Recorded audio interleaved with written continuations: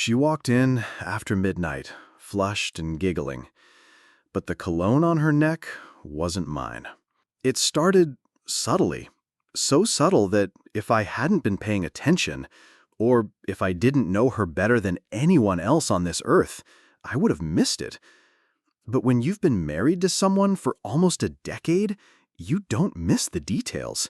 You feel the shift before you see it. That night wasn't supposed to be anything special, just another Friday. I was on the couch, half watching the late game with the TV volume turned low. Our house was quiet, the kind of quiet that once brought me peace, now just made the air feel heavy. I remember checking the time, 10:48 p.m., and wondering if she'd even bother to let me know she'd be late. She didn't. Not a call, not a text. She said it was a girls' night, just her and Melissa and Chloe, a few drinks at some downtown bar they liked. I didn't argue. I didn't even ask questions. But it sat weird with me from the start. The way she mentioned it casually 2 days before, like she was reminding me about trash pickup. "By the way, I'll be out Friday night," she said, already halfway down the hall, brushing past me like I wasn't part of the equation anymore. At the time, I told myself I was being paranoid. After all, she was allowed a night out. Everyone needs space. But looking back now, that was the first ripple, the first sign that something was off-center. The strange part wasn't that she was out, it's how she left. No kiss goodbye, no quick squeeze of the hand, just a tossed "love you" over her shoulder while she adjusted her necklace in the hallway mirror. She hadn't worn that necklace in over a year. Silver, teardrop pendant, a gift I gave her on our 5th anniversary. I only remembered because I found the receipt the other day while cleaning out the junk drawer. I remember thinking how pretty it looked on her collarbone the day I gave it to her. That night, it looked out of place. And the heels. She wore heels. She never wore heels for her friends. The game ended. I went to the kitchen, poured a glass of water, then sat back down and waited like an idiot. Maybe it wasn't waiting. Maybe I just couldn't sleep. The couch cushions felt foreign under me, like I was sitting in someone else's house. 11:30. Midnight. And then the sound of the door unlocking. I didn't stand up. I just turned my head toward the hallway and listened. Her laugh came first. It wasn't loud, but it wasn't quiet either. One of those short giggles that meant something was funny, or that she was tipsy. Then came the click of her heels on the tile, the sound of her bag hitting the bench by the door, and finally, her voice.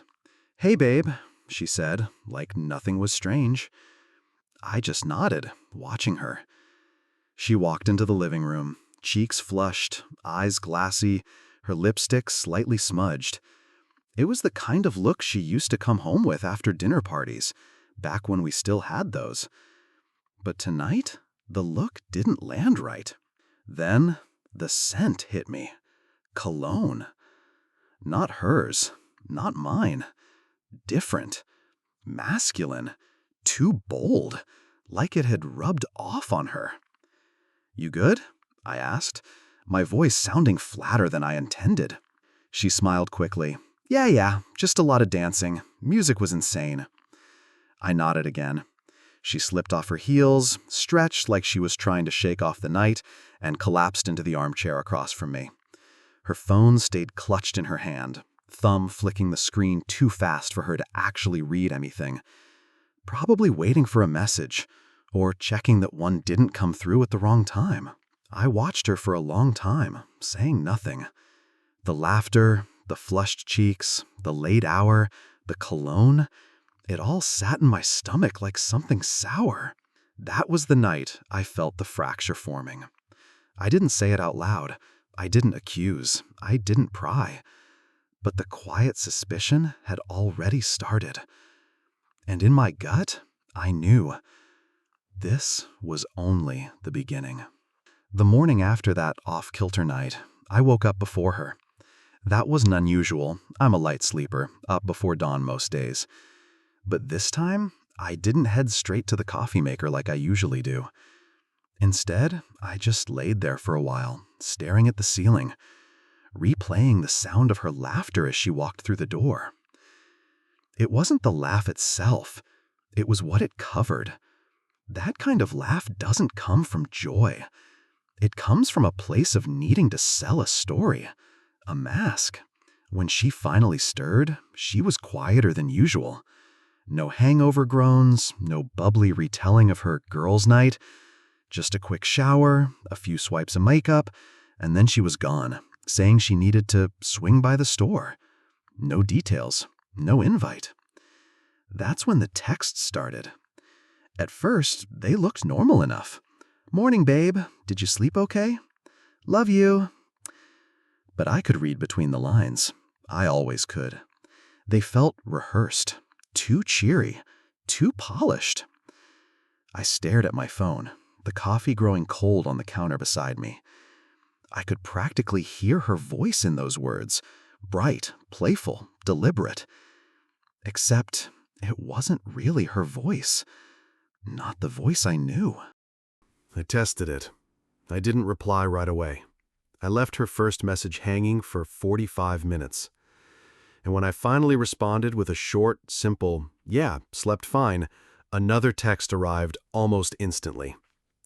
"Good. I was so tired. Haha. Just catching up on errands. We should do takeout tonight. Your pick." It didn't read like her. It read like someone trying to prove everything was normal. And that was the problem. Normal shouldn't have to be proved. I thought back to the cologne.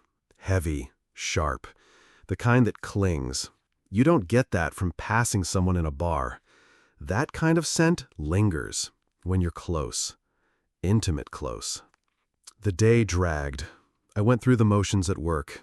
Emails, calls, nodding at conversations I barely heard. My coworkers probably thought I was tired, and maybe I was, but mostly I was chewing on that pit in my stomach, that hollow gnawing where trust used to sit. By late afternoon, another message lit up my phone. "Miss you. Can't wait to see you later. Heart." 3 exclamation marks, a heart emoji. That was when I knew for sure something was wrong. She wasn't texting like a wife. She was texting like someone trying to cover tracks, someone hoping I wouldn't notice the shift. But I did. I always notice. And if I was right, that laugh at midnight wasn't the end of anything. It was just the opening act. She didn't just laugh. She floated on it, like the sound was carrying her across the threshold. It wasn't a loud cackle or a breathless wheeze. It was a soft, private laugh, the kind you let slip when you're still inside a moment you don't want to end. That's what told me it wasn't for me. It was an echo of somewhere else. She set her heels by the door, toes pointed neatly forward, like she was staging a photo. The bag dropped on the bench with a practiced thud. Her hair was a little mussed in back, the kind of messy you get when the back of your head spends time against a booth or a stranger's shoulder. There was glitter I didn't recognize on her collarbone, 3 flecks that caught the lamplight when she moved. It would have looked pretty if it hadn't felt like evidence. I've never been the jealous type. I don't read into every smile or late night. But marriage teaches you rhythms. How someone moves through a room, how they breathe when they're tired, how long it takes for them to find you with their eyes. That night, her gaze skipped past me like I was furniture. She pretended to scan the room, a new habit, and then remembered to smile. She said something about the music. She always says something about the music when she doesn't want to talk about the night. I stayed seated.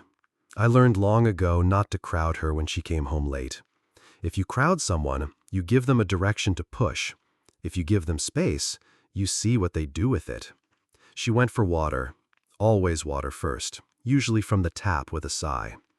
Tonight, it was from a cold bottle in the fridge, straight to the mouth, tipping her head back, her throat working. I saw the smudge of lipstick on the plastic, that same warm shade she saves for dinners out.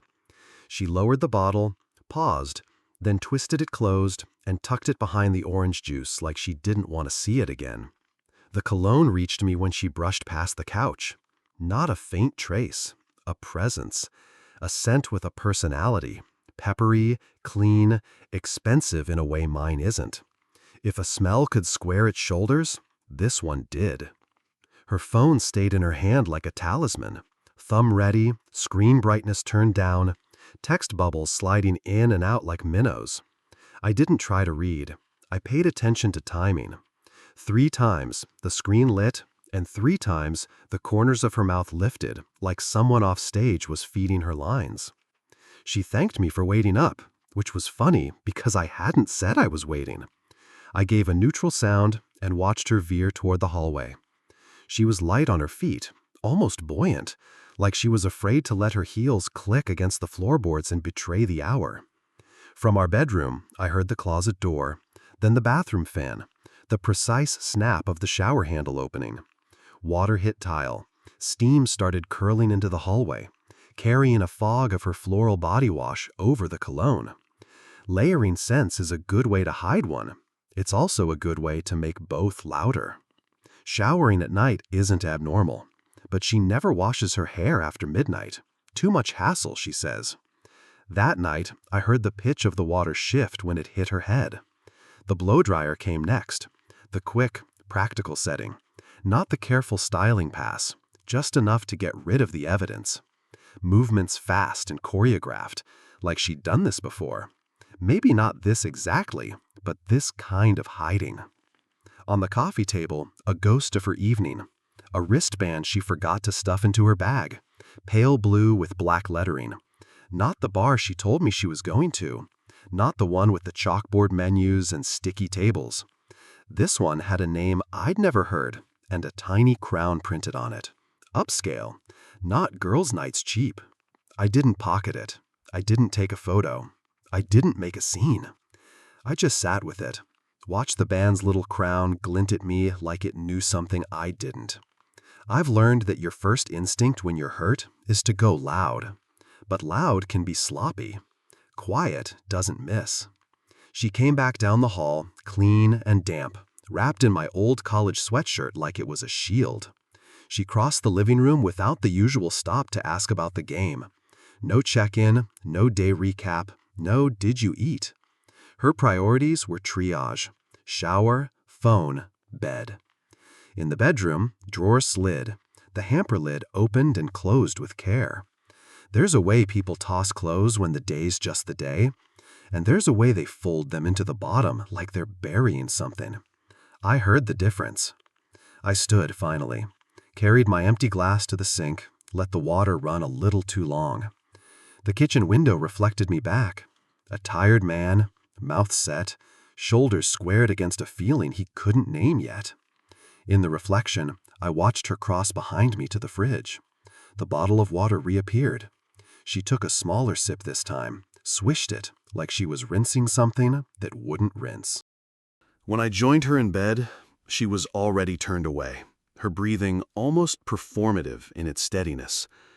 The phone lay face down on the nightstand, no longer buzzing.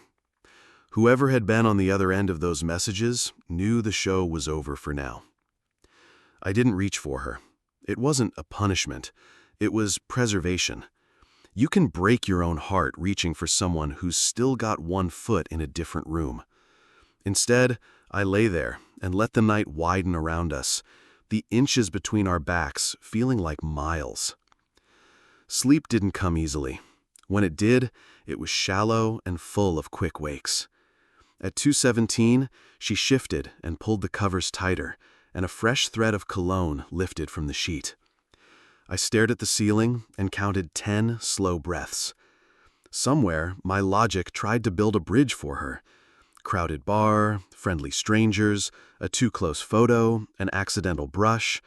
But bridges don't hold when the footings are already cracked. By morning, the wristband was gone. The hamper had new things layered on top. The sweatshirt was folded at the foot of the bed like a prop returned to costume. And her texts, when they started, were cheerful enough to make my teeth ache. People always ask when you knew. They want a single bolt of lightning, a movie scene moment where the truth slams down and leaves burn marks. Mine wasn't cinematic. It was 1,000 tiny clicks lining up in the dark.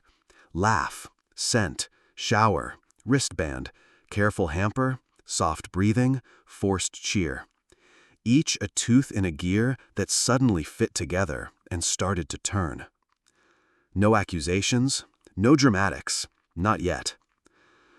I decided the best thing I could give both of us was the one thing she wasn't giving me: time.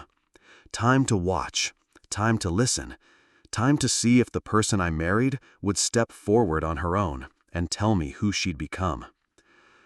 Because even then, beneath the hurt and the nausea and the thudding pulse in my ears, a colder thought was taking shape. If this was a story, I wasn't in the middle of it. I was orbiting it. And the laughter at midnight, that wasn't the end of the night. It was the start of the lie. Suspicion doesn't start as a storm. It's a drizzle, barely noticeable, but steady enough that one day you look up and realize you're already soaked.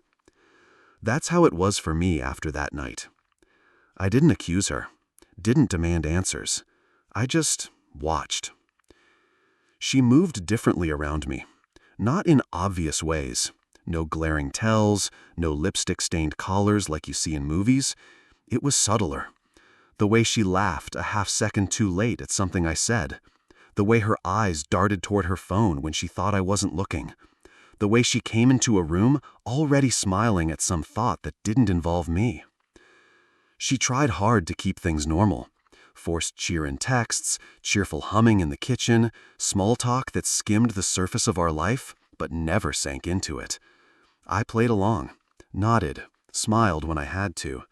I even kissed her goodbye each morning. But my eyes were open in a way they hadn't been before. The little details piled up. Her perfume, once a part of her daily routine, suddenly became a ritual only for nights out. She had playlists I'd never heard before, songs she swore she'd just found, but always skipped when I asked to play them in the car. Her wardrobe shifted too. New tops, shorter skirts, outfits she claimed she bought on sale but hid deep in the closet, pulling them out only when she left the house without me.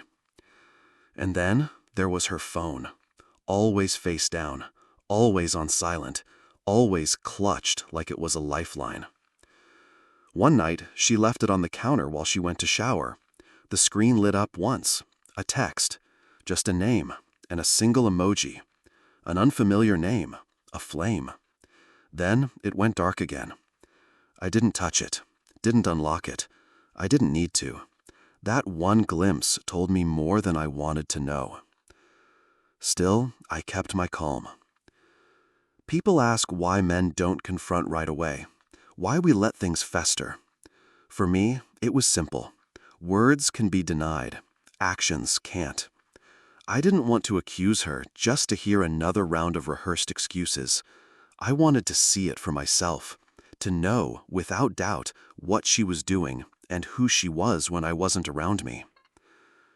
So I waited, quietly. I started noticing patterns in her schedule, new excuses for late nights, sudden girls' nights that never involved the same group of girls. The way she always left the house glowing, but returned drained. Except for that night, she came home laughing, cologne wrapped around her like another man's arms. I didn't confront her then. I didn't even let her know I noticed. But in the silence between us, I made myself a promise. I would find the truth. And when I did, she wouldn't be able to laugh her way out of it. It didn't take long for the next excuse to arrive. Just a week after the midnight laughter and the cologne, she brought it up again. Another girls' night. She slipped it into conversation the same way someone might mention buying milk. Casual, offhand, like it shouldn't matter. I was rinsing dishes at the sink when she leaned against the counter, her tone breezy. "By the way, I'm going out with the girls Friday. Just dinner and drinks. Don't wait up." That last part, "don't wait up," wasn't how she used to phrase it. She used to say, "I won't be late," or "I'll text you when I'm on my way home." Now it was a command, a dismissal. "Don't wait up," as if I were a burden, as if expecting her back at a decent hour was unreasonable. I dried my hands and nodded slowly, careful not to let my face betray the churn inside me. "Okay, dinner and drinks." She smiled too easily, the kind of smile you paste on when you've already rehearsed the line. That whole week, I watched her prepare. The small things most people wouldn't notice. Ordering a new lipstick shade online, spending a little extra time in front of the mirror before work, humming while she scrolled through group chats with the screen angled away from me. She was lighter, almost giddy, like a teenager sneaking out. Except she was a married woman in her 30s with a mortgage and a husband watching her drift further away each day. By Thursday night, the anticipation had become palpable. She stood in front of the closet, pulling out clothes, holding them against herself, frowning, tossing them back in. Her girls' night outfit wasn't just an outfit. It was a costume, carefully curated for someone else's eyes. I sat on the edge of the bed, silent, watching her dig through hangers.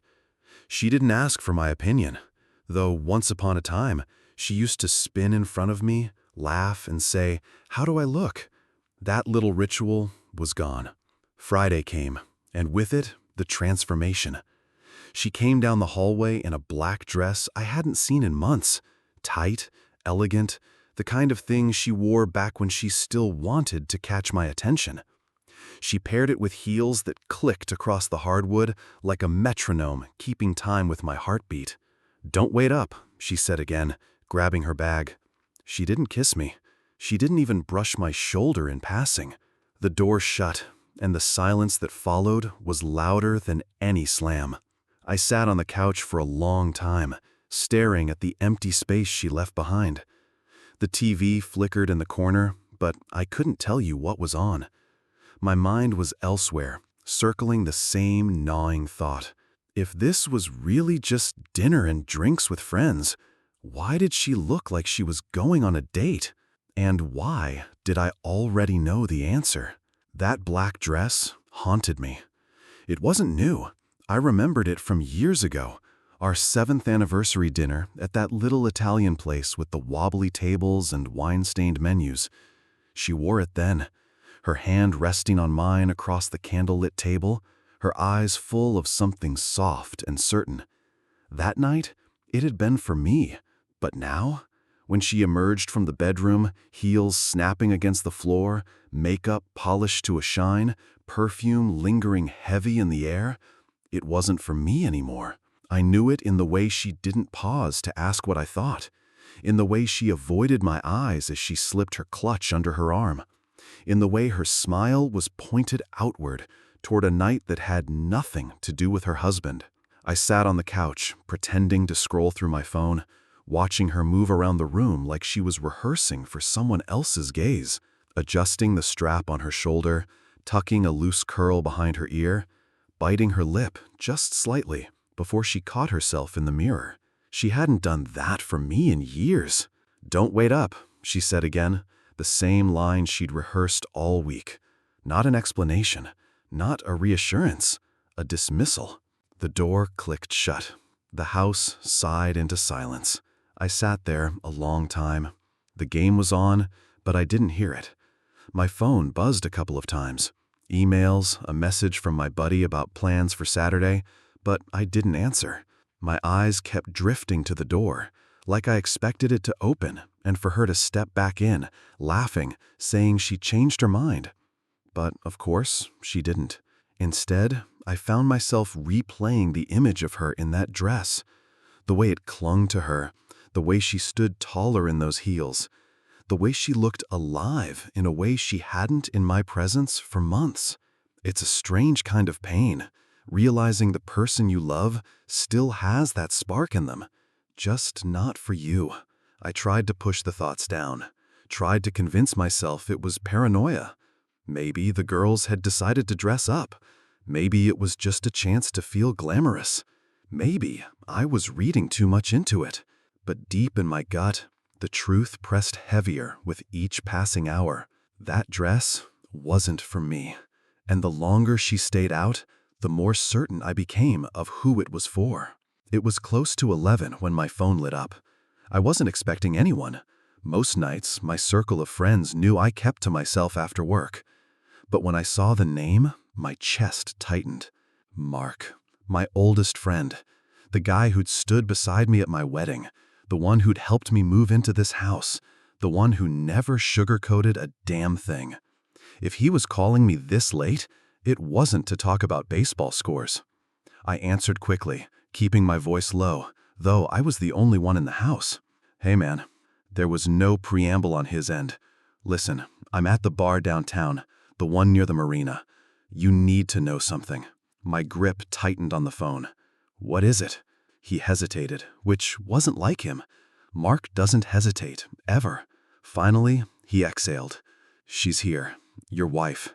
And she's not just with her girlfriends. The room tilted, just slightly. What do you mean? I mean, he said carefully, there's a guy, tall, dark hair, suit jacket still on, like he came straight from work. She's with him. Real close. Closer than friends. I've been watching for the last half hour to make sure before I called. I pressed the heel of my hand to my forehead, my pulse hammering in my ears. The picture painted itself, whether I wanted it to or not. Her in that black dress, laughing, leaning in too close, her hand brushing his arm. You're sure? I asked, though I already knew the answer. Man, Mark's voice dropped. I've known you both for years. I wouldn't call if I wasn't sure. She looks like she's on a date, not a girls' night. Silence stretched between us. I could hear music muffled in the background on his end, the thump of bass, the rise and fall of voices. He wasn't lying. He had no reason to. Do you want me to keep an eye on her? He asked. I swallowed hard, my throat dry. No, don't put yourself in the middle of it. I'll handle it. All right, but, brother, he paused, his voice firm. I'm sorry. I know this hurts. Just don't do anything stupid, okay? I muttered something like thanks and hung up, staring at the dark screen in my hand. My reflection looked back at me, eyes wide, jaw clenched, a man at the edge of something he couldn't undo. The truth I'd been circling for weeks had finally landed in my lap, cold and undeniable. And suddenly, the house around me, the couch, the framed photos, the quiet kitchen, didn't feel like home anymore. It felt like a stage, one where I'd been left waiting in the wings while the real show played out without me. I grabbed my keys. If she thought I was going to sit there in silence while she paraded around in that dress for someone else, she didn't know me as well as I thought. The drive downtown is a blur in my memory. Streetlights stretched across the windshield like smears of paint, the city humming in a way our quiet neighborhood never did. My hands gripped the wheel so tight my knuckles whitened, but my mind was miles ahead, already picturing what I'd find. Mark hadn't lied. He wouldn't. But part of me still hoped, prayed, that I'd walk into that bar and see nothing. Maybe she really was with her girlfriends. Maybe the tall man he saw was just coincidence. Maybe I could swallow all this suspicion and breathe again. But deep down, I already knew. The marina was lit up when I pulled in.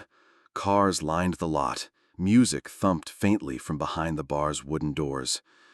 I sat there for a moment in the driver's seat, staring at my reflection in the rearview mirror. My face looked older, harder, like the last few weeks had carved lines into me I hadn't noticed. Then I got out. The air was cool, sharp with the scent of lake water and beer. I walked inside, the crowd buzzing around me, laughter mixing with clinking bottles and muffled bass. And then, there she was. I spotted her instantly.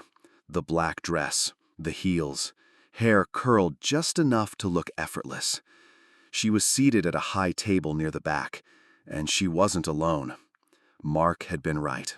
He was tall, his jacket draped over the chair, his tie loosened. She leaned toward him, laughing, her hand brushing his forearm as if it belonged there. Their heads were close, closer than they had ever been with any just friends excuse she could try to feed me later. It wasn't just the physical closeness, it was the look in her eyes.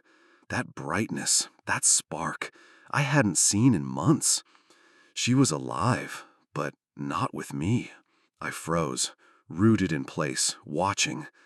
My chest felt like it was caving in, each breath shallow and hot. I couldn't move closer, couldn't turn away. She reached for her drink, fingers grazing his, and they both smiled like they were sharing a secret. That was the nail in the coffin. It wasn't suspicion anymore. It wasn't paranoia or insecurity or me overthinking. It was real. Flesh and blood betrayal, playing out in a crowded bar as if our marriage didn't exist. And the worst part? She looked happy. Happier than I'd seen her in years. My stomach churned. My fists tightened at my sides. I felt like shouting, like dragging her away, like demanding answers right then and there. But instead, I stayed still, my jaw locked. Because in that moment, clarity hit me. She wasn't mine anymore.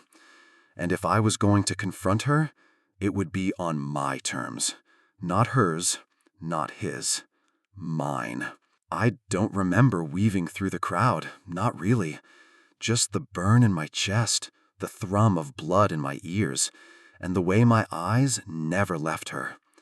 Each step felt heavier than the last, not because I doubted what I was about to do, but because I knew once I crossed that invisible line, there'd be no going back. When I finally reached their table, she was mid-laugh. Her hand lingered on his arm, her body tilted toward him like a magnet. He leaned in too, grinning, relaxed in a way that made bile rise in my throat. Then, she looked up. Her face shifted fast. Shock first, then guilt, then a flash of irritation, like I was the one intruding. Her hand snapped back to her lap. "Hey," I said, my voice low, steady, too steady. The man straightened in his chair, confusion clouding his features. Who's this?" I ignored him. My eyes stayed on her. "Well," I asked, "is this the girls' night you told me about?" Her cheeks flushed, and for a second she stammered. It's not what you think." I let out a bitter laugh. "Really? Because it looks exactly like what I think." The man started to rise, defensive now. "Hey man, calm down." I turned on him, my voice sharp. "Sit down. This isn't about you."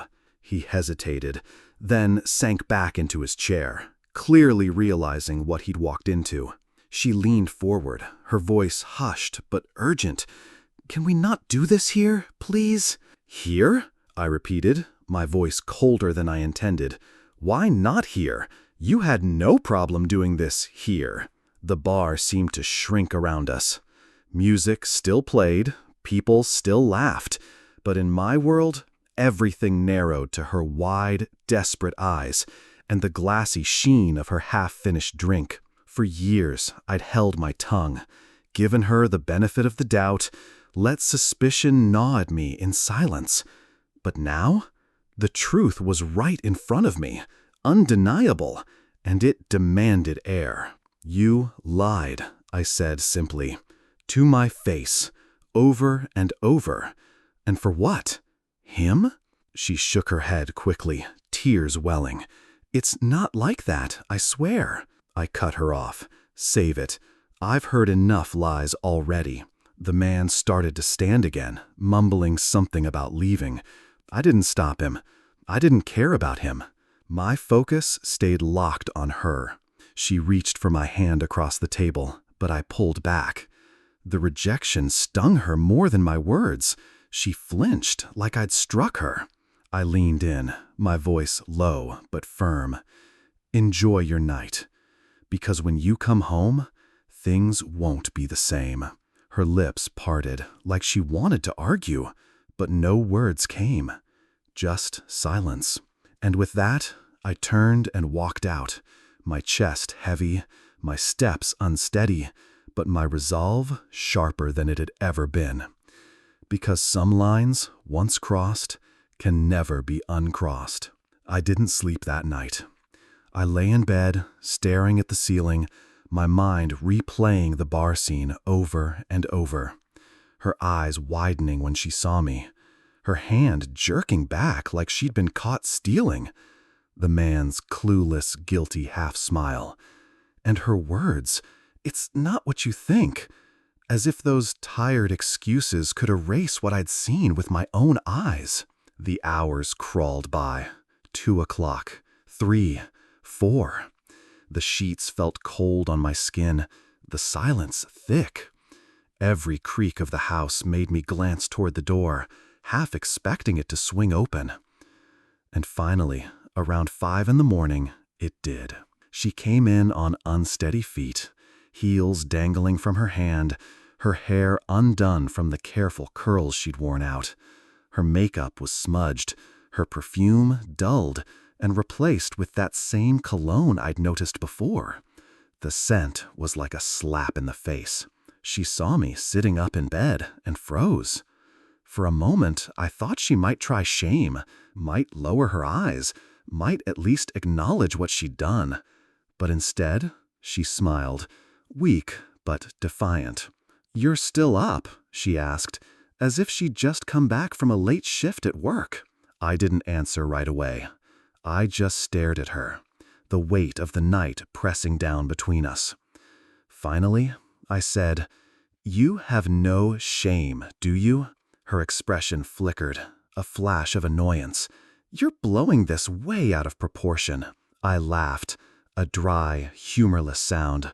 "Out of proportion? You left this house dressed for someone else, sat across from him in a bar like I didn't exist, and you have the nerve to walk back in here like nothing happened?" She set her shoes down carefully by the door, like tidiness might cover the mess she'd made of us. "It was just drinks, just talking. You're paranoid." "Paranoid," I repeated, slowly, the word sour in my mouth. "That's the best you've got?" She crossed her arms, her chin lifting. "I'm tired. I don't want to fight about this now." I studied her, and in that moment, I realized something important. She wasn't sorry.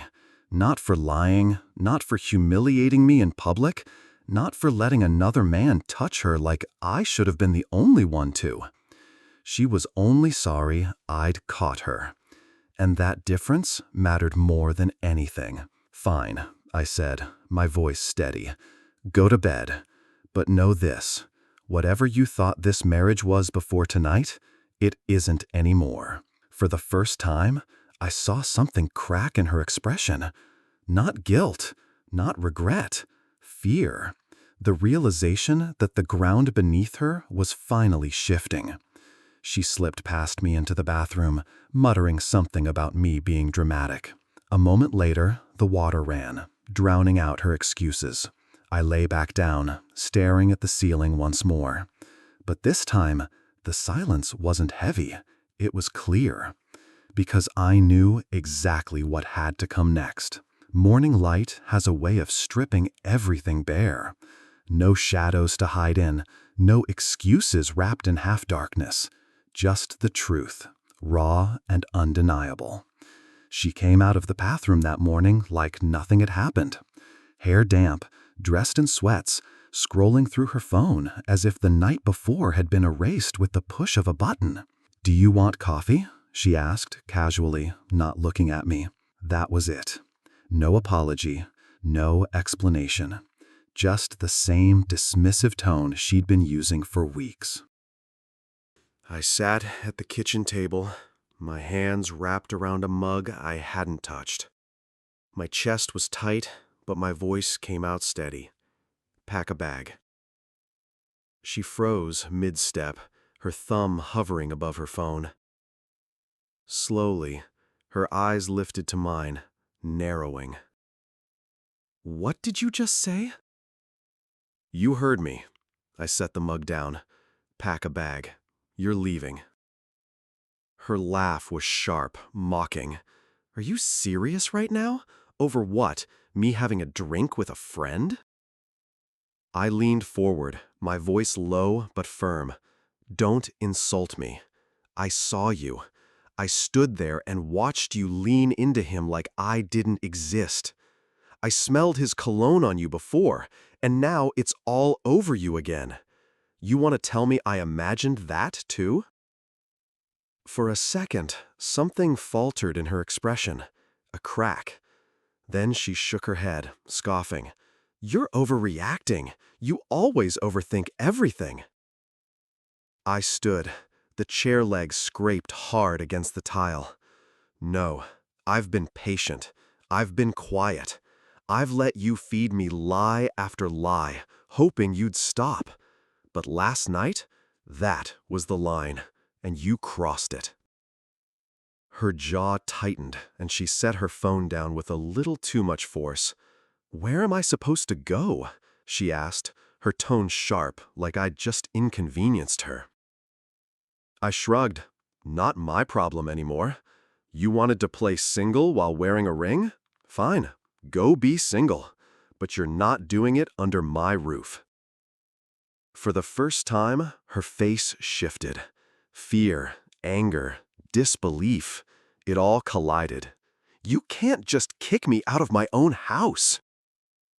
"It's our house," I corrected. "But right now, it feels more like a hotel you check into between nights out. So yeah, I can. And I am." She stared at me, waiting for me to back down, waiting for the man who always stayed quiet to retreat again.